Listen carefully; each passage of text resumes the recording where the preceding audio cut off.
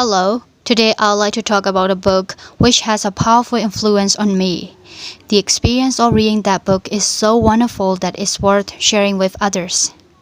Now, before I start talking about the book, let me tell you how I discovered it. Lately, I've seen numerous references to Japanese author Haruki Murakami on social media. Here, someone is quoting a line from his book. There, I will see a photo of Murakami's books collection. Gradually, I began to feel that if you have never read Murakami, you're not a real bookworm. The upshot was that I decided to read one of his works. I scrolled through a series of ebooks I've downloaded on a whim, hoping to find something by Murakami. Luckily, I came across a novel. Kafka on the Shore. What an intriguing title. Kafka is the name of a renowned chess author, which is why I was curious whether the book has anything to do with Franz Kafka. If it does, what is Kafka doing on the show? The story begins with a boy who is trying to run away from home on his 15th birthday. He struggles with emotional issues as his mother and sister left home when he was 4. He barely speaks with his father and he has no friends. After running away, he changes his first name into Kafka, which I later learned means crow in chess. He never once mentioned his real first name. Another central character is Satoru Nakata, an old man in his 60s. When Nakata was young, he got a mysterious accident. After that, he lost his typical abilities like reading and writing and gained unusual ones, such as the ability to talk with cats. He lives on a government subsidy for mentally challenged people. As he is able to talk with cats, he occasionally works as a cat finder.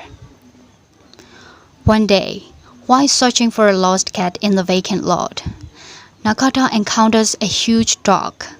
The dog leads Nakata to a strange place where he accidentally kills a man and falls asleep. When he wakes up, he finds himself back in the vacant lot and, strangely enough, there is no sign of blood on his body. Kafka, meanwhile, suddenly wakes up the same night near the shrine, his clothes covered with blood. He has no memory of how he got there and what he has done. Then, things get a little complicated and Kafka has to lie low in a library where he meets an eccentric middle-aged woman named Miss Saiki. Could Miss Saiki be Kafka's mother? Is there a connection between Kafka and Nakata? Will the prophecy about Kafka murdering his father and sleeping with his mother come true? You'll find the answers at the end of the book, or maybe not. Murakami seems to like leaving things unexplained.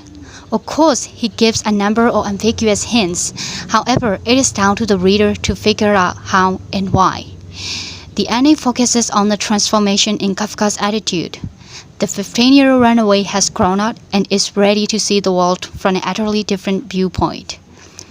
When it comes to characters, I find it appealing that every character involved have unique idiosyncrasy.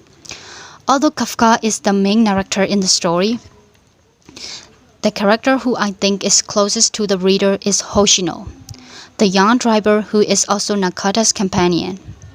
He is practically the only open character in the story, full of mysteries and enigmas.